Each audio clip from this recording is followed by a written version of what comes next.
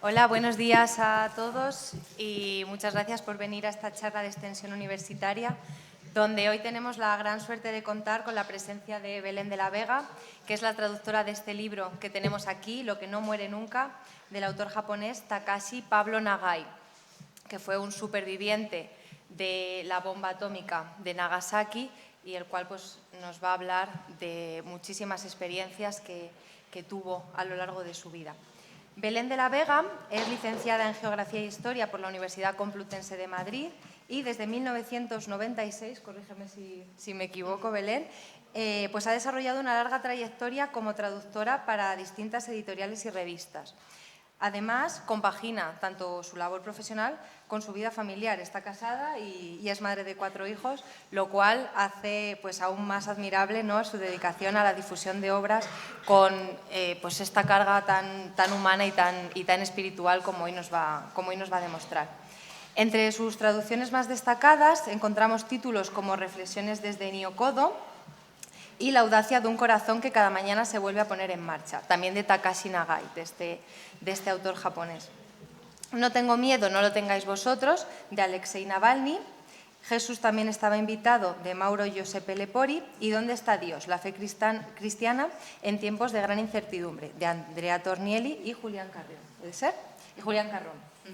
Su trabajo, y aquí me vais a permitir que lo diga, no es meramente técnico, sino que ha traducido voces que buscan comprender cuál es el sentido de la existencia y también sanar la herida del sufrimiento y descubrir la esperanza que hay en medio del dolor, que es lo que hoy nos va a contar a través de la voz de Takashi Nagai. En este sentido, la obra de este autor, de Nagai, que hoy nos convoca, Lo que no muere nunca, pues encarna a la perfección, yo creo, esa misión de hacer llegar al lector contemporáneo, a nosotros, pues un mensaje tanto de fe como de ciencia y sobre todo de humanidad. Así que bienvenida, Belén, muchas gracias y cuando quieras. Buenos días a todos. Agradezco mucho a la Universidad de Ávila que me haya dado nuevamente la oportunidad de zambullirme en la vida de Takashi Nagai. Yo he traducido estos 2 libros de los que tú has hablado y periódicamente me vuelvo a meter con Takashi, con su vida, porque realmente se ha convertido para mí en un compañero de camino.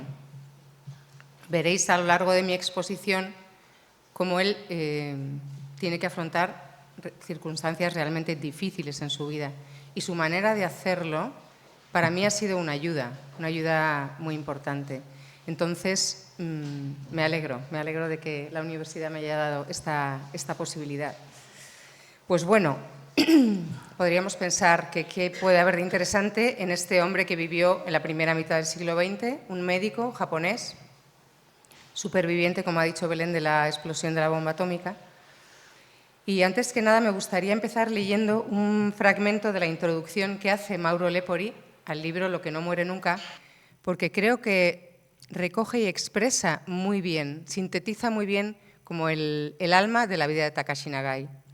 Dice Mauro Lepori: el hombre atento y vigilante, o sea, Mauro Lepori dice que leyendo la vida de Takashi Nagai se da cuenta de que el gran tejedor de nuestra vida es Dios.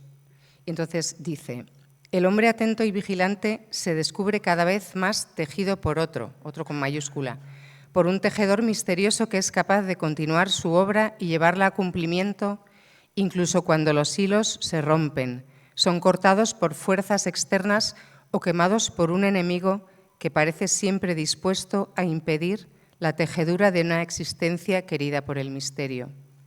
Nagai aprendió y vivió hasta sus consecuencias extremas esta posición humana. La entendió contemplando la trama de su existencia, siempre rota y siempre recompuesta por Dios, más bella, más verdadera, buena y útil. Quedaos con esto porque veréis cómo a lo largo de su vida esto se va haciendo carne. Bueno, pues Takashi Nagai nace en 1908 en una zona rural en la región de Mitoya, en una familia de tradición sintoísta. Su padre, Noboru, que sale aquí en la foto, es médico.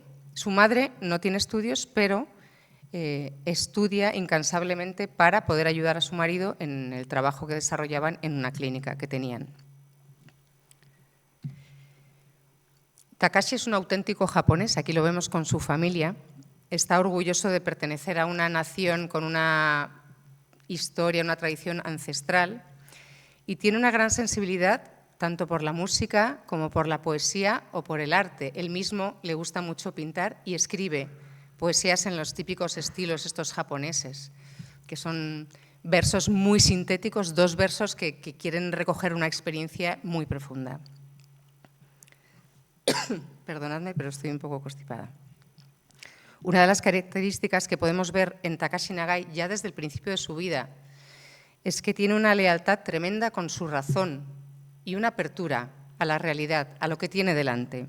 Entonces, aunque él ha sido educado en una tradición sintoísta, según va viviendo, va poniendo en cuestión, en el sentido de preguntarse por las razones, todo lo que ha ido aprendiendo y considerando válido hasta ese momento. Veremos que tendrá que afrontar circunstancias duras. Cuando es joven, va a estudiar la enseñanza secundaria a otra ciudad, a Matsue, donde abraza el materialismo, es decir, abandona todo en lo que había sido enseñado y se adopta esta nueva filosofía. Él considera que el hombre es materia y que no hay nada más aparte de la materia. En 1928, una vez acabada la enseñanza secundaria, se traslada a Nagasaki para comenzar sus estudios de medicina. En esos años abraza decididamente el ateísmo cientificista que proviene de Occidente. Dice él mismo: cuando empecé a estudiar medicina estaba convencido de que el hombre no es más que materia. Durante la disección de cadáveres, la maravillosa estructura del cuerpo, la perfección de los detalles, despertaba mi admiración, pero lo que tocaba no era más que materia.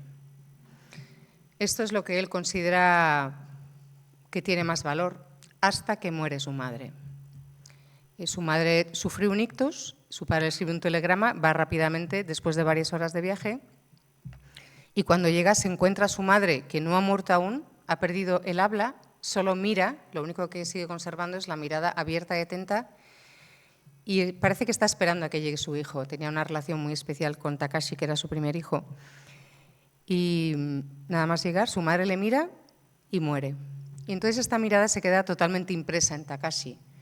Él, materialista convencido, empieza a pensar que no es posible que su madre haya desaparecido para siempre. Se abre una brecha en esta convicción que él tenía y empieza a considerar la posibilidad de que haya algo más. Deja entrar la posibilidad de la trascendencia. En este tiempo, esta especie de inquietud está acompañada por la lectura de los pensamientos de Pascal, científico como él, pero científico y a la vez cristiano. Él se pregunta cómo es posible que estas dos cosas se puedan dar a la vez, ¿no? De hecho, ya cuando está muy enfermo, recibe muchas cartas y le escribe un chaval y preguntándole que esto mismo, ¿cómo es posible que él sea científico y cristiano a la vez? Y Takashi le responde, ya estando muy enfermo: mientras leía tu carta pensaba que en la época de bachillerato yo era exactamente igual que tú. En esa época había personas inquietas que llegaban a quitarse la vida porque no eran capaces de tolerar las contradicciones entre sus ideales y la realidad. Había otros incluso que enloquecían porque el grito más profundo de su corazón no correspondía con las interpretaciones de los pensadores y de los intelectuales. Es decir, como científico no renuncia a su razón y decide empezar a comprobar empezar a ver si esta hipótesis que plantea Pascal de que existe un Dios y que tiene que ver con la vida, si es plausible o no. Entonces decide comprobarlo experimentalmente. ¿Y qué hace? En abril de 1930, es decir, un mes después de la muerte de su madre, busca alojamiento en casa de una familia cristiana. Al norte de Nagasaki está el barrio de Urakami, que es donde viven todos los cristianos ahí agrupados. La razón de que vivan ahí agrupados es, no me quiero extender mucho con esto, pero es un factor que para Takashi será una novedad y descubrirá viviendo con ellos. Por un lado, ¿cómo es la vida? Es que en el libro este lo describe de forma preciosa, cómo es la vida, porque la gente que vive ahí es gente humilde, pobre, que no tiene nada, pero viven su fe de una manera muy sencilla y que impregna todos los momentos del día. Entonces Takashi esto lo ve con mucha sorpresa, ¿no? Y piensa, estas personas tan humildes, tan sencillas, viven con una alegría que yo no tengo, con una paz que a mí me falta. Entonces esto le toca muy profundamente y a la vez entra en conocimiento de la historia del cristianismo en Japón. No sé si tenéis alguna noción, yo desde luego no tenía ninguna y me ha resultado fascinante porque el cristianismo llega a Japón con San Francisco Javier y otros cuantos jesuitas en 1549. Llegan a Japón, un país asolado por las guerras después de décadas de enfrentamientos entre señores feudales, y empiezan a predicar. Y se encuentran con una acogida increíble. O sea, al cabo de algunas décadas, a partir de esta fecha en la que ellos llegan, se cuentan hasta 300.000 cristianos en Japón, que es una barbaridad. O sea, como plan misionero realmente es un éxito tremendo. ¿Qué pasa? Que Japón, que vivía bajo el poder de señores feudales, empieza poco a poco a ser unificado bajo algunos generales, que empiezan a mirar con sospecha estos sacerdotes extranjeros que están empezando a despertar en los japoneses una fidelidad que no es a ellos, sino a otra cosa. Entonces, porque ellos conocen a Dios y realmente le entregan su vida. Entonces empiezan, a finales del siglo XVI, empiezan las persecuciones. La más famosa es la de Pablo Miki, todo el mundo conoce a San Pablo Miki, por lo menos ha oído hablar de él, pero a partir de ahí empiezan unos años dificilísimos para los cristianos, hasta que a mediados del siglo XVII Japón se cierra completamente al exterior, a cualquier tipo de comercio o relación con el exterior, asesinan a todos los sacerdotes y los cristianos se ven obligados a huir a zonas despobladas, pobres, para poder seguir viviendo su fe de forma escondida. Son los llamados cristianos ocultos. Durante 2 siglos, estos cristianos transmiten la fe de padres a hijos en ausencia total de sacerdotes. Bautizan a sus hijos, les enseñan las nociones básicas de la fe. Muchas veces con el paso del tiempo se van como deformando un poco, pero la esencia la siguen transmitiendo y ayudados por las cofradías de misericordia, que son grupos de cristianos que se unen para ayudarse en la caridad, en la enseñanza de la doctrina y en el cuidado, la catequesis de los niños. Entonces, esto es lo que conoce Takashi cuando llega a esta familia, porque esta familia, desde hacía generaciones, era la familia el primogénito, era el responsable de transmitir el calendario. Es decir, de forma oral se transmitían cuando caían las fiestas más importantes, cuando caía la Pascua, cuando caía la Navidad, y se juntaban de forma escondida para celebrarlo. Entonces, Takashi llega a una familia muy especial, no era cualquier familia, de Urakami.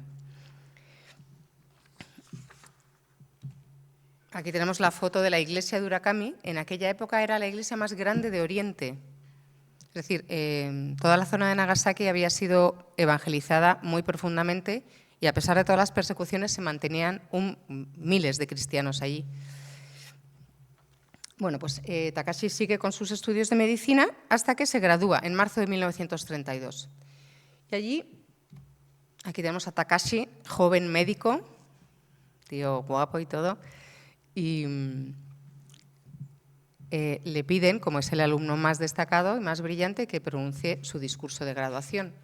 Pero después de una celebración de la graduación en la que comen y beben de todo, pues él vuelve a su casa con lluvia, con fiebre, calado hasta los huesos y tal cual se mete en la cama. En la mañana siguiente amanece con un fiebrón, con una otitis bestial y lo tienen que ingresar en el hospital. Otitis que deriva en meningitis, está a punto de morir. Y aquí vemos otra de las características de Takashi, que es que él es muy decidido a la hora de responder a una circunstancia que contradice sus planes, sus expectativas. Se ha quedado sin su discurso de graduación, sus compañeros todos empiezan ya la especialidad, él está 2 meses muy enfermo y no puede cumplir lo que él había previsto. No solo esto, sino que como tiene esta otitis, se queda sordo de un oído y entonces ya no puede dedicarse a la medicina interna, que utilizaba como principal instrumento el estetoscopio, fonendoscopio, creo que es lo mismo. Y entonces, después de estos 2 meses de enfermedad en los que está a punto de morir, él escribe: pensé que justamente al comienzo de mi carrera como médico no podía desperdiciar la experiencia de esos 2 meses de enfermedad. me sería útil cuando de ahora en adelante tuviese que examinar a los pacientes, porque un médico que no haya experimentado la enfermedad no puede comprender el corazón del paciente y no puede dedicarse a él con todo su ser. Creo que algunos de vosotros estáis estudiando enfermería o cosas similares. Me parece que estas palabras de Takashi son una provocación para todos, ¿no? Entonces no se puede dedicar a medicina interna y un compañero le dice, ¿por qué no te especializas en radiología? Radiología era una ciencia absolutamente menor en aquella época, incluso despreciada por los profesionales de la medicina. No, consideraban que era algo totalmente menor. Pero él dice, bueno, esto no estaba en mis planes, de hecho radiología es el único 0 de su expediente médico, cosa que le daba bastante fastidio, pero dice, bueno, me lanzo aquí. Y además que se lanza de corazón, o sea, no es que diga, bueno, no tengo más remedio, ya no voy a poder hacer otra cosa, me dedico a esto, sino que es una persona decidida. Entonces, ¿tengo que hacer esto? Pues me meto de cabeza.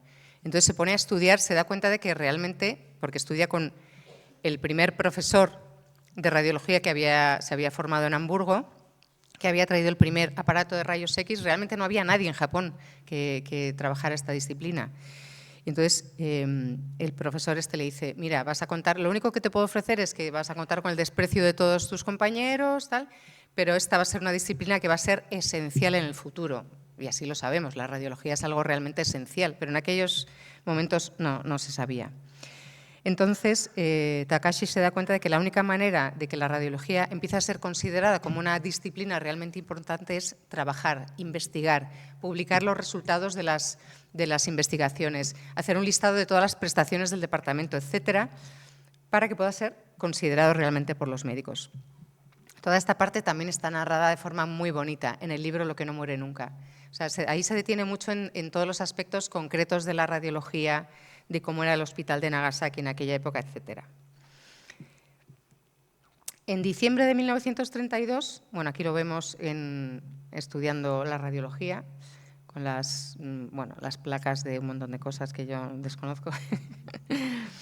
En diciembre de 1932, los dueños de la casa en la que se aloja le invitan a la cena de Navidad, una cena pues como podemos hacer aquí, muy elaborada, con muchos manjares, y le invitan a la misa de Navidad que se celebra después. Él dice, pero si yo no soy creyente. Y el dueño de la casa, el señor Moriyama, le dice, bueno, tú no te preocupes, los pastores tampoco eran creyentes, hasta que llegaron al portal. Entonces, bueno, él por educación y tal, va a la misa. Y allí realmente viví una experiencia que le marca profundamente, porque eran 3 misas seguidas, también lo explica muy bien en el libro, y era una celebración de una belleza increíble. Y él, que era un hombre muy sensible, se deja tocar por esta belleza y percibe, lo dice, ahí tuve la experiencia de la presencia del Omnipotente.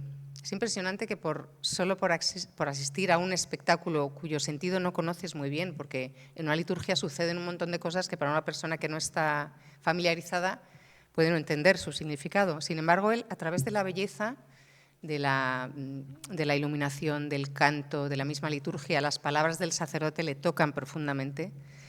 Él percibe, intuye la presencia de un ser omnipotente.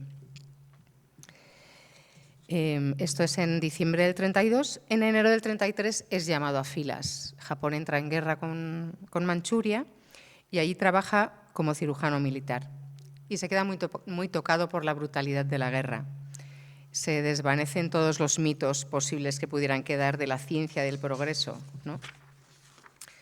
Allí, no he dicho que en la cena de Navidad conoce a Midori, que es la única hija de este matrimonio, que empieza como a preocuparse por él, a rezar por él. Piensa, pues, algo más que a preocuparse. Se ve que hay algo así entre ellos, pero él se marcha a la guerra y Takashi piensa, pues ya no voy a volver, qué pena que había visto a esta chica, qué pena, mis estudios van a acabar en nada.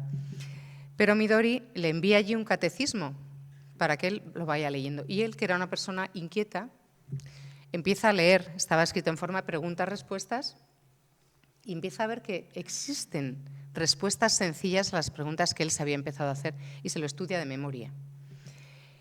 Y mientras, pues, Midori reza incansablemente por él, por su conversión. En mayo del 34 vuelve de la guerra y decide ir a hablar con el sacerdote, comerse su orgullo, porque también era bastante orgulloso este hombre, comerse su orgullo, ir a hablar con el sacerdote de la iglesia de Urakami. Y decide, se prepara y recibe el bautismo en el mes de junio y toma el nombre de Pablo, Takashi Pablo Nagai, el nombre de Pablo Miki, que es uno de los mártires de 1597. A partir de ahora, él lo percibe, dice, percibí que todas las células de mi ser se transformaban. Es un hombre nuevo y esto influirá en la manera de afrontar todos los aspectos de su vida, su trabajo, su familia, la caridad. En agosto del 34, es decir, 2 meses después de bautizarse, se casa con Midori. Él, antes de casarse, le habla de los peligros de su profesión, puesto que en aquella época la radiología se sabía, porque ya por los especialistas que había habido en Europa, que dejaba graves secuelas en todas las personas que trabajaban en ese campo, porque todavía no existían métodos de protección suficientemente fiables. Y él se lo advierte a su mujer, y su mujer, vamos, a su novia, le repite las palabras del libro de Esther, de Judith, cuando le dice a su suegra, yo iré a donde tú vayas, tu pueblo será mi pueblo y tu Dios será mi Dios. Donde tú mueras, allí moriré yo también. O sea, ella es consciente de los peligros que va a tener que afrontar, pero tiene clarísimo que su vocación pasa por la relación con Takashi. Tendrán 4 hijos, de los que solo sobreviven 2. Bueno, aquí vemos el día de la boda, vestidos como japoneses, Doc y a Midori. Unas palabras sobre Midori, porque es una mujer que pasa muy desapercibida, muy discreta, y lo único que sabemos de ella es lo que nos cuenta el mismo Takashi. Takashi escribió luego muchos libros. En español se ha publicado este y otro que se llama Reflexiones desde Nyokodo, pero tiene muchos más. Y hace comentarios sobre su mujer, y tomando todos esos comentarios podemos reconstruir un poco cómo era su mujer. Una mujer sencilla, muy trabajadora. Trabajaba como profesora en una escuela femenina enseñando costura, economía doméstica, ikebana, que es el arte de los arreglos florales típico de Japón, la ceremonia del té, también una cosa muy típica de la espiritualidad japonesa. Y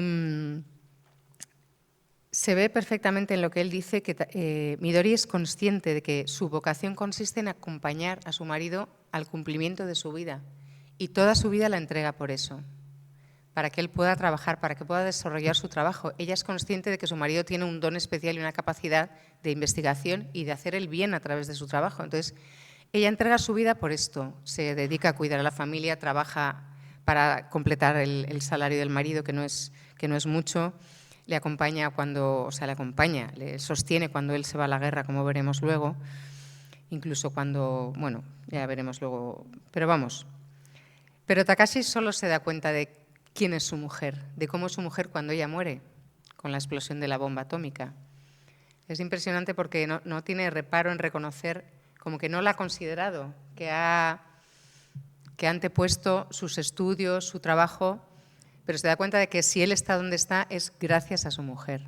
O sea, se ha cumplido aquello para lo que vivía su mujer, que es que él llegara a ser, él mismo llegara a ser un cristiano total, ¿no? Bueno, pues en febrero del 35, una vez más, Takashi está a punto de morir. Le inyectan por un catarrillo de nada un fármaco experimental y le produce una reacción anafiláctica brutal. O sea, está a punto de morir literalmente. Y entonces, él experimenta que en cualquier momento puedes dejar de existir, es decir, la vida se puede ir en un abrir y cerrar de ojos. Empieza a considerar la caducidad de la vida. Entonces, adquiere como un nuevo lema que es suficiente con lo necesario. Es decir, su vida poco a poco se va volviendo cada vez más esencial. Trabaja incansablemente en el departamento de radiología hasta que, bueno, aquí vemos con su mujer, sus 2 hijos mayores. Esta hija morirá después, pero bueno, solo sobreviven el primer hijo y la tercera. En el año 37 es llamado nuevamente a filas, esta vez durante más de 3 años, en China. Ahí tiene que asistir a decenas de batallas, va siguiendo con el ejército en el cuerpo médico, de médicos que atienden a los heridos, una experiencia durísima, durísima de batallas constantes, de un montón de muertos, o sea, una situación en la que su vida está constantemente al borde de la muerte. Pero esta experiencia la vive ya como cristiano, es decir, ya está bautizado y su manera de mirarlo todo es diferente. Al principio piensa que va a morir enseguida porque realmente asiste a batallas muy, muy cruentas y muy peligrosas. Pero se da cuenta de que su vida está en manos de Dios y entonces se dedica con pasión a atender a sus semejantes, a los soldados heridos, ya sean japoneses o chinos, porque también los atiende, o a la población civil, que no tiene ningún interés en la guerra, pero se ve afectadísima por ella. Y allí, se me olvidó decir antes, que una vez que se convierte empieza a colaborar con la Sociedad de San Vicente de Paúl, en Japón. Y resulta que se da cuenta de que en China también hay Sociedad de San Vicente de Paúl. Entonces, en conexión con la de Japón, empiezan a ayudar a la población civil pues, con el envío de alimentos, de medicinas. Y esto es muy bonito porque él es el primero en sorprenderse de que los chinos no son distintos de ellos, son sus enemigos. Pero dice, ¿yo por qué tendría que odiar a esta gente, a estas mujeres que son como mi mujer, a estos niños que son como mis hijos, ¿no? Y se da cuenta de que es un absurdo la guerra, ¿no? Que no hay motivo para matarse entre hombres que son semejantes, ¿no? Bueno, mientras él está en la guerra, claro, Midori no es como ahora que el sueldo de los soldados se da a la familia, no, ahí la mujer tiene que hacerse cargo de todos los gastos familiares y trabaja incansablemente. En febrero de 1940 él vuelve de la guerra, pero está muy tocado por todos los horrores que ha visto. Y además se da cuenta de que en Japón, que Japón siempre ha presumido de ser una gran nación, una nación poderosa, se da cuenta de que a la población civil no le están contando la verdad de los horrores de la guerra. Y están todos muy subidos pensando que van a vencer y esto le produce mucha consternación porque él ha visto lo que es la guerra. De hecho, él vuelve, pero sus soldados siguen allí, batiéndose el cobre en las batallas, ¿no? Y sufre porque ve que en su país va ganando mucha posición el partido militarista, que es muy partidario de la guerra y el que ha conocido los horrores, pues esto le produce un dolor tremendo. Cuando vuelve de la guerra, pues retoma sus clases, aquí lo vemos, clases en la universidad, es nombrado director del Departamento de Terapias Físicas, obtiene su doctorado también este año y aquí es cuando más desarrolla su tarea investigadora. Por un lado, es pionero en la lucha contra la tuberculosis, que era la mayor causa de mortalidad en Japón. No lo era la guerra, sino la tuberculosis. Una enfermedad que no era, entre la población civil no era conocida, no se sabía de qué manera se transmitía, entonces nadie tomaba ninguna precaución. Entonces te subías en el autobús y la gente tosía y nadie sabía qué pasaba, pero salían todos contagiados. Entonces él empieza a implantar un sistema de cribado masivo de la población en las escuelas, en las fábricas, para coger la enfermedad en su estado incipiente, que es cuando puede ser curable, con reposo, con aislamiento, etc. Entonces, se lanza de lleno a esto. ¿Eso que implica? Pasarse horas y horas haciendo radiografías, es decir, una exposición muy grande a los rayos X. Luego también desarrolla su trabajo en la técnica para detectar la estructura de los tejidos del cuerpo humano a través de la física atómica. La física atómica ya se estaba desarrollando y a él le atraía mucho, porque aunque a través del microscopio sí se pueden ver las células, sin embargo los átomos no, pero sí se puede percibir la difracción de los rayos X que producen los átomos. Entonces, a través de esta investigación se podía avanzar en el conocimiento de la estructura de los tejidos del cuerpo humano.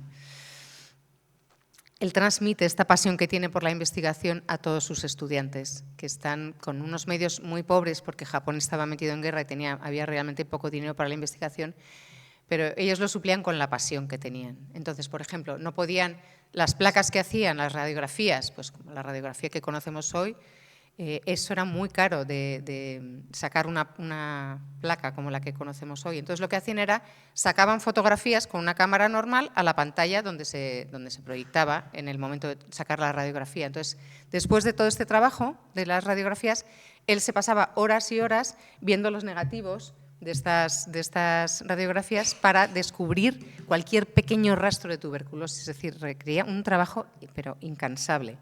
y él se dedicaba a ello con todo su corazón, ¿no? También al mismo tiempo siguió con sus clases en la universidad y cuidando a los pacientes. Es muy bonito porque él trata, vosotros que estáis en la universidad, que muchos trabajáis en este campo sanitario, él dice y lo explica muy bonito en el libro, cómo él trata de transmitir a sus estudiantes una enseñanza que no sea teórica, sino experimental, porque él piensa, cuando estás delante de un enfermo, de una persona que ha sufrido un bombardeo, no puedes coger los apuntes y decir, a ver cómo se hacía esto, sino que tienes que tener en tu cabeza cómo se hace, cómo se afronta una hemorragia, cómo tienes que trasladar, en fin, una serie de cosas. Y él trabajaba mucho así y realmente era un grandísimo profesor. Y también se da cuenta de que su atención a los pacientes era como una tarea que Dios le había encomendado. Él decía, cuando entendí que en realidad es la voluntad de Dios la que determina el destino de los enfermos, la atención al enfermo se transformó en oración. Poner una inyección se transformó en oración. Hacer una fluoroscopia se convirtió en oración para invocar la bendición de Dios sobre el enfermo. Ya he dicho antes que él vive con mucha angustia la posibilidad de que este ambiente favorable a la guerra, ¿no? Porque sabe qué consecuencias trae. Y no se imagina que todos los horrores que ha visto en China puedan producirse en su tierra, en Japón, afectar a su familia. Pero el 7 de diciembre de 1941 se produce el ataque japonés a Pearl Harbor y Japón entra en la guerra, en la Segunda Guerra Mundial. Gracias a su experiencia en los conflictos anteriores, Takashi no es llamado al frente esta vez, sino que permanece ahí, aparte de siguiendo sus investigaciones en la lucha contra la tuberculosis, que ya empieza a dar buenos resultados, para formar equipos de primeros auxilios, porque ya los bombardeos se empiezan a producir en Japón. Entonces tienen que asistir a un nuevo tipo de enfermos, que son los afectados por las explosiones, que tiene sus particularidades. Entonces, crea estos equipos de primeros auxilios entre todo tipo de población, asociación de mujeres de barrio, entre sus estudiantes, les enseña cómo en un caso de un bombardeo, por ejemplo, cómo asistir a los afectados.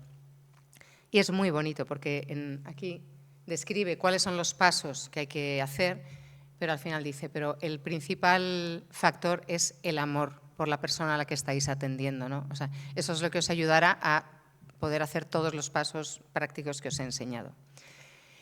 Una de las cosas que hace también, que nadie quiere hacer, es baja al depósito de cadáveres, porque claro, son cadáveres que están reventados por las explosiones. Y dice, ¿cómo voy a entregar a una familia este cuerpo, ¿no? Entonces él se dedica a lavarlos, les pone ropa nueva, pues si le falta algún miembro, yo qué sé, hay un niño que no tiene cabeza, pues con unas vendas hace una especie de pelota y lo venda todo para que la familia no vea que su hijo no tiene cabeza. O sea, tiene una sensibilidad y una caridad hacia el prójimo que es realmente impresionante. Al principio nadie quiere hacerlo, pero poco a poco sus compañeros, sus alumnos, empiezan a bajar con él para hacer esto. Poco a poco se van manifestando en él los síntomas de la leucemia. Empieza a estar muy cansado, se queda dormido por todas partes, se le empieza a inflamar el abdomen. Y entonces en junio del 45 él mismo se diagnostica leucemia mieloide crónica, que es una enfermedad que ha adquirido pues, por su excesiva exposición a las radiaciones, ¿no? Y le dan 3 años de vida. Entonces, él está agobiado pensando que, bueno, primero que solo le quedan 3 años de vida con todo lo que tiene que hacer todavía, pero sobre todo piensa en cómo se lo va a contar a su mujer, que ha dado literalmente su vida por él, cómo decirle que todos sus esfuerzos como que al final no van a tener ningún resultado porque él se va a morir en 3 años. Pero va a su casa y se lo cuenta a su mujer. Es una mujer que tenía una fe increíble, increíble. Después de un momento como de conmoción, le dice, no importa, porque ya vivamos o muramos, nuestra vida es para gloria de Dios. Y él sale de su casa absolutamente liberado y aligerado de esta carga que llevaba, ¿no? Bueno, se da cuenta de lo que la mujer que tiene, claro. Sigue con sus clases, con su investigación, hasta que el 9 de agosto de 1945 cae la bomba atómica que explota sobre el barrio de Urakami. O sea, no destruye todo Nagasaki, sino el barrio cristiano que estaba al norte de la ciudad. Él estaba en la universidad porque había tenido guardia la noche anterior y como trabajaba en el departamento de radiología, todo el edificio era de cemento armado. Gracias a eso, las personas que están dentro no mueren. Pero todos los objetos, los cristales, empiezan a sufrir los efectos de este tipo de explosión, que es muy particular, que todo se envuelve como una especie de remolino, empiezan a volar las cosas, a golpearte. Entonces, claro, la gente que está dentro, aunque no ha muerto como consecuencia de la explosión, sí resulta herida. Él mismo resulta herido, se secciona su arteria temporal y sangra mucho. La destrucción es total. Aquí podemos ver algunas fotos de cómo la foto de la izquierda es cómo queda la iglesia. Esa iglesia tan majestuosa que hemos visto antes queda completamente destruida. A la derecha el barrio queda absolutamente asolado. Es una explosión muy particular, porque os voy a leer una pequeñita cosa porque es que yo lo leí y me quedé impresionada. Porque la bomba no explota en el suelo, sino que explota a una cierta distancia del aire, en el aire. Entonces, a raíz de la fisión nuclear se produce una explosión con efecto avalancha, que al generar una enorme cantidad de energía provoca una poderosísima onda de choque, con una tromba de aire que va a una velocidad de 2 kilómetros por segundo, es decir, más de 60 veces la de un fuerte ciclón, y una onda térmica que alcanza los 6.000 grados centígrados. Estas dos ondas sobre el terreno causan destrucción térmica y mecánica con un efecto superior al que producen 22.000 toneladas de explosivo convencional. Es decir, en un radio muy cercano a la explosión queda todo absolutamente aniquilado. Las personas también desaparecen. Según te vas alejando del centro de la explosión, los efectos son diferentes. Y eso es muy bonito ver en otro libro que escribe Takashi Nagai, que se llama Las campanas de Nagasaki. Escribe muy detenidamente cuáles son los efectos en el cuerpo humano de la bomba atómica. Eso ya lo diré más adelante. Bueno, nada más explotar la bomba, consigue liberarse de todos los escombros que tiene encima, se da cuenta de que está herido, se venda como puede, y una vez que se ha superado esa oscuridad profunda que se produce, se empieza a aclarar un poco y empieza a ver, claro, se asoma a la ventana y se da cuenta de la devastación total. Pero enseguida empieza a pensar, madre mía, tiene que haber un montón de heridos. Pues empieza a ponerse en funcionamiento para ver cómo pueden ayudar a la gente. Y dice, nosotros, pobres hombrecillos desprovistos de todo, debemos salvar muchas vidas y solo podemos contar con nuestra ciencia teórica, nuestro amor, nuestras pobres manos desnudas y vacías. O sea, en el hospital ha quedado todo destruido. Además, como consecuencia de la explosión, de las esquirlas de la bomba, empiezan a producirse incendios por todas partes. Esta circunstancia saca a la luz las características que hemos visto en Takashi Nagai, ¿no? Por un lado, su urgencia por atender a los heridos. O sea, él mismo está herido, está enfermo primero de leucemia y además está herido. Pero eso no lo detiene, ¿no? Entonces se pone con todos a buscar cómo pueden atender. Como hay incendio, pues sacan a todos los heridos de la universidad, los ponen en una colina que hay al lado. Y por otro lado, también la exigencia de conocer la verdad que él siempre había tenido. Y de saber qué tipo de artefacto ha producido esto, ¿no? En el libro que he comentado, Las campanas de Nagasaki, describe estos efectos que producen la bomba. Es el primer estudio que hay, porque claro, nunca antes se había lanzado una bomba atómica sobre una población. La primera, la de Hiroshima, 3 días antes, y luego la de Nagasaki.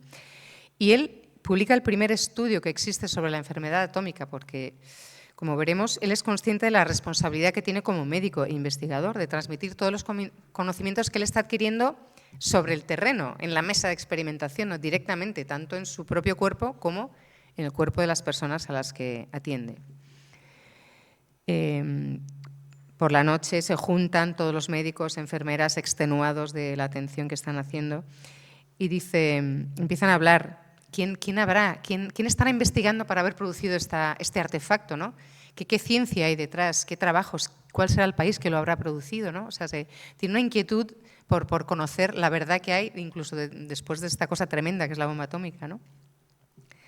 Entonces, se pone de manifiesto su deseo de conocer de todos estos. Después de 2 días y medio atendiendo, por fin llegan refuerzos de otros hospitales de la ciudad y de otras ciudades y él se puede ir a su casa. Él es consciente plenamente de que su mujer habrá muerto porque conociéndola, dice, aunque estuviera malherida, habría venido a rastras a la universidad. Entonces llega allí y efectivamente le cuesta encontrar su casa porque no queda nada. O sea, está todo asolado. Y entonces ve unos huesos, reconoce que deben ser los huesos de su mujer, al lado de un rosario como fundido, las cuentas fundidas por el calor. Entonces recoge los huesos de su mujer, los lleva a enterrar donde estaban enterradas sus otras hijas, y al volver a su casa empieza a ser consciente de que lo ha perdido todo. Ha perdido a su mujer, ha perdido su casa, la universidad ha desaparecido, por tanto el fruto de todas sus investigaciones, de tantos años, de tanto sacrificio, también ha quedado destruido. Y nuevamente en el libro lo describe de manera preciosa. Dice él: no quedaba nada de los frutos de todos los esfuerzos de una vida entera y todas mis esperanzas con respecto al futuro se habían convertido en nada. Y se pregunta, ¿para qué he vivido hasta hoy? ¿Y para qué viviré de ahora en adelante? Entonces sufre como una nueva conversión en esta circunstancia tremenda, ¿no? Y tiene la conciencia de que lo único que no muere nunca, de ahí el título del libro, es Dios, Dios y su palabra, ¿no? Entonces para él supone un nuevo inicio este acontecimiento, ¿no? De la explosión de la bomba atómica y de la pérdida de todas sus cosas, su mujer. Él había mandado, bueno, aquí tenéis, este es Takashi Nagai, en medio de la devastación, ¿no? Días antes de la explosión de la bomba, él ya se imaginaba que en Nagasaki estaban unas factorías muy importantes, fábricas de armamento, y él era consciente de que iba a ser bombardeada. Entonces había mandado a sus hijos con su suegra a una casa que tenían alquilada detrás de las montañas, en Mitsuyama. Y entonces se va allí donde estaban sus hijos. Y durante 2 meses organiza con los pocos compañeros que hay por ahí una especie de brigada de primeros auxilios porque un montón de gente había huido a las montañas para escapar de las radiaciones. Y están durante 2 meses, él absolutamente malherido y enfermo de leucemia, bastante deteriorado, pero no le importa porque todo su afán es como atender a los heridos. Y en el libro de Las campanas de Nagasaki, él dice: teníamos todo el aspecto de un atajo de soldados derrotados y huidos. Sin embargo, todavía éramos médicos. Con la ropa hecha jirones sobre nuestros cuerpos extenuados, seguíamos siendo los radiólogos de la universidad, ansiosos por descubrir la verdad, por arrancar de la muerte todas las vidas humanas que pudiéramos. ¿Qué contaban las apariencias y en nuestro corazón ardía el deseo de conocer, el anhelo de salvar a nuestros semejantes? Solo ese deseo y esa esperanza nos sostenían y nos daban fuerzas para mantenernos con vida. He dicho que están 2 meses atendiendo a los heridos y en octubre de 1945 sus compañeros bajaban al desierto nuclear de vez en cuando, y entonces empiezan a ver pues, que hay hormigas, que empiezan a nacer algunas plantitas, hay lombrices. Entonces él decide volver con sus hijos a Urakami.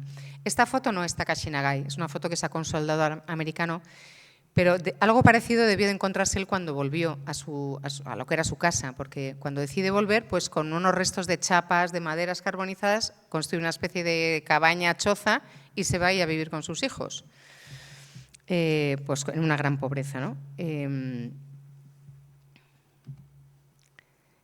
Aquí vemos un día de repente encuentra la campana de la iglesia, ¿no? Y es una gran alegría para todos, ¿no? Él vive con esperanza, por eso decide volver, porque tiene esperanza. Y contagia esta esperanza a sus vecinos y amigos, que decían, no vamos a volver, aquí, ¿qué hacemos aquí? Muchos habían perdido a su familia. Pero movidos por el ejemplo de Takashi, deciden volver. Escribe Takashi, es muy interesante, dice: en aquel desierto atómico, los que tenían la gracia de la fe y los que conocían la secreta alegría del sacrificio y del llanto vivían la dura vida de la penitencia, en expiación por los grandes pecados del mundo. Pero los que no creían en Dios, los que no esperaban en la humanidad y los que no amaban la vida, no habían vuelto. Solo esa fe, esa esperanza y ese amor podían infundir el valor para volver y reconstruir. Bueno, Takashi es un factor de reconstrucción total de la ciudad. se va poco a poco, muy poco a poco, reconstruyendo. Él retoma sus clases, también se reconstruye la universidad, empieza a escribir y gana bastante dinero con sus libros, son un gran éxito, pero él se queda con una pequeñita cantidad para su familia y lo demás lo entrega para reconstruir la iglesia, el orfanato, la escuela, en fin, muchas cosas. Y en 1948 decide trasladarse a lo que él llama Nyokodo, que es una expresión japonesa que se puede traducir como el lugar del amor a uno mismo. Amor en el sentido de amor, el destino de mi propia vida, ¿no? Entonces, sus amigos de la Sociedad de San Vicente de Paulo dicen, bueno, te vamos a construir una casa para que puedas vivir ahí. Dicen, no, construidme una cabaña de 2 por 2. O sea, una cosa absolutamente mínima. Esta es la foto de la cabaña. ¿Veis? Que él está ahí, se ve él está dentro en una especie de futón tumbado y ese era el tamaño de la casa. Tenía como una especie de porchecito donde la gente que iba a verle se sentaba, pero nada más. Decía que él opta por vivir pobremente porque gana dinero, pero lo entrega para reconstruir la ciudad. También trabaja dentro de sus posibilidades. Aquí lo vemos en la cama, pero con un microscopio o escribiendo. Él dice, esto es impresionante, estar enfermo no significa que todo tu cuerpo haya quedado fuera de uso. Siempre queda por lo menos una parte del cuerpo que funciona y que puedes usar para trabajar. Como mi cabeza funciona, puedo hacer cualquier tipo de trabajo intelectual. Si todo el cuerpo se rindiera solo porque una parte está enferma y si peor aún, decayera la fortaleza de ánimo, sería un verdadero desperdicio de recursos. No tendría sentido que una persona recibiera la vida si no pudiera ser de algún modo útil para este mundo. La vida nos es dada para una tarea, para el bien del mundo entero. Ahora mismo lo único que puedo hacer, obligada a estar en cama, es hablar moviendo la boca y escribir con las manos. Bueno, ya he dicho que escribe muchos libros y en ellos habla de temas muy diferentes. Habla de la paz, habla de su mujer, habla de sus hijos y poco a poco se va volviendo muy esencial. No os he contado que cuando vuelve a vivir a Urakami hacen una misa en sufragio por todas las víctimas y le invitan a él a pronunciar un discurso. Y entonces él ahí se da cuenta de una serie de cosas. La bomba no estaba destinada a Urakami, estaba destinada a otro lugar que por distintas circunstancias, tanto meteorológicas como de problemas mecánicos del avión, no había podido ser lanzada en el objetivo. Entonces llega un momento en que serán obligados a lanzarla porque si no les va a explotar encima. Entonces la lanzan y cae justamente sobre Urakami, el barrio cristiano. Entonces él ve ahí como un designio de Dios. Dice, igual que el Cordero se ofreció en sacrificio por la redención de nuestros pecados, el pueblo de Urakami, el pueblo cristiano de Urakami, ha sido ofrecido en el altar como el Cordero para obtener el final de la guerra. De hecho, esta bomba de Nagasaki es el último acto bélico de la Segunda Guerra Mundial. Esto produce un poco de escozor en la gente, ¿no? Claro, porque estaban ahí los familiares de los muertos, pero sin embargo él descubre que comunicar un sentido hace que se despierte la esperanza. Es muy llamativo el resultado que produce esto en sus amigos. Y entonces él dice, después de muchos años, dice, sí, queremos la paz, pero no estamos luchando por la paz, porque nuestros familiares ofrecieron un sacrificio por la paz, pero ¿qué sacrificio estamos dispuestos a ofrecer nosotros, ¿no? El sacrificio que tenemos que ofrecer es el cambio de nuestra persona. Es impresionante cómo siempre vuelve a él mismo. No, la paz es una proclama genérica, la paz, los gobiernos, no. La paz nace cuando uno mismo cambia su vida, ¿no? Que eso, vamos, es muy pertinente para hoy en día, desde luego. Y ya termino porque al final de su vida se va cada vez volviendo más esencial. Aquí lo vemos con sus hijos, que no vivían con él en esta cabaña, vivían con su hermano muy cerca de él, pero pasaban mucho rato con él, porque él deseaba la relación con sus hijos, se daba cuenta de que los había descuidado después de tantos años de investigación, ¿no? Y al final de sus días es muy bonito lo que cuenta, esta foto es preciosa, lo que cuenta de sí mismo, porque dice, está claro que la muerte está muy cerca a causa de mi enfermedad, pero cuanto más lo pienso, con más fuerza siento que estoy vivo. Si no estuviese presente en mí este indicador de que el fin se acerca, podría vivir descuidando o incluso olvidando el hecho de que estoy vivo y seguir adelante como si no pasara nada. Afortunadamente, a causa de que mi enfermedad se agrava, ahora tengo una percepción mucho más intensa del estar vivo y estoy agradecido y profundamente feliz por ello. Y trato con todas mis fuerzas de hacer buen uso de mi vida. Eso ahí lo dejo. También dice, viendo esta foto es impresionante, dice, lo primero que pienso todas las mañanas en cuanto me despierto es que soy feliz. O sea, enfermo terminal de leucemia con unos dolores bestiales, ya no puede salir de la cama porque no puede moverse, tiene el vientre súper abultado, en fin. Dice, hoy también estoy vivo, hoy también tengo que trabajar. En estos últimos tiempos me sorprendo todas las mañanas en mi cama, esperando con alegría el nuevo día que empieza. Descubro en mí un corazón de niño. Y dice, con esto termino, bueno, no, termino con otra cosa que ya sí que termino. Ya he alcanzado por fin este nuevo horizonte. Late en mi pecho un corazón de niño. Me espera la vida de un nuevo día. Es que es impresionante pensar que una persona que está en la cama, ¿cuál es el horizonte de su vida? La muerte, que está ahí a la vuelta de la esquina, ¿no? Y sin embargo dice, me espera la vida de un nuevo día. La verdadera alegría en esta cama de 2 metros de la que no puedo salir. Pero se trata de una vida sin la obligación de los deberes ni las ataduras de las prohibiciones. Ya nada detiene la audacia de este corazón que cada mañana se vuelve a poner en marcha. Es decir, hasta el último aliento, él quiere ser protagonista de su vida, no tirar la toalla. Os cuento una anécdota que... hay un libro que se llama Requiem por Nagasaki, que es una especie de vida novelada de Takashi Nagai, donde cuenta su vida desde el principio hasta el final. El autor es un marista que vivió en Japón muchos años y que debió de leer todos los libros que había escrito Takashi Nagai y conoció a personas que le habían conocido.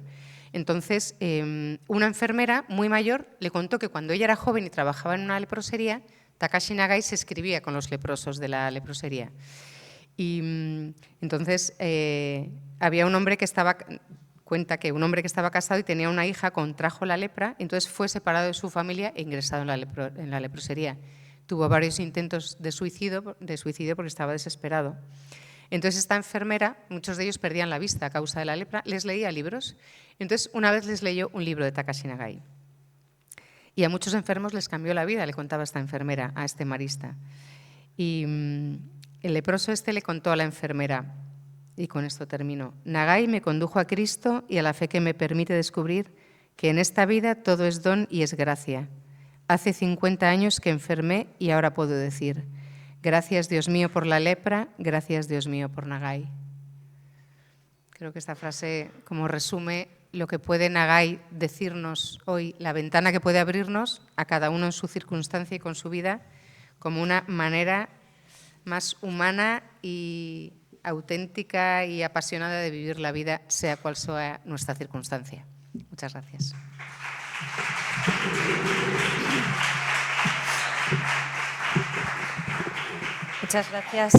Muchas gracias Belén por esta charla tan maravillosa. Aprovecho para recomendaros el libro, que la verdad es que está estupendo. Está contado como una novela en tercera persona.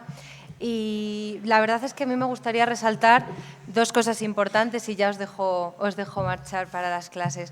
Una, que sería el conocimiento como servicio que nos transmite Nagai, porque a pesar de que ha empezado, por ejemplo, la Segunda Guerra Mundial, él sigue dando clases en la universidad y sigue preparándose, aunque ya sabe lo que va a pasar, ha mandado a su suegra con sus hijos fuera, él sigue dando clases, dando pues su vida, ¿no?, por este conocimiento. Y sobre todo también la capacidad que tiene el ser humano para transformar lo que es la adversidad en un acto de amor. Él se une a esa lista de radiólogos que han dado su vida por ayudar a los demás. Marie Curie es solo una de tantos, en el libro viene una lista enorme. Y sobre todo también el sentido de la vida que él encuentra, entre otras muchas cosas, una vez que ha fallecido su mujer, Midori, o Haruno, que es como la llama en el libro, que le acerca un poco, ¿no?, a ese sentido.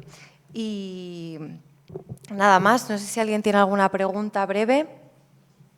¿No? Pues entonces, muchísimas gracias, Belén, por esta charla y gracias a vosotros por asistir a estas charlas de extensión universitaria.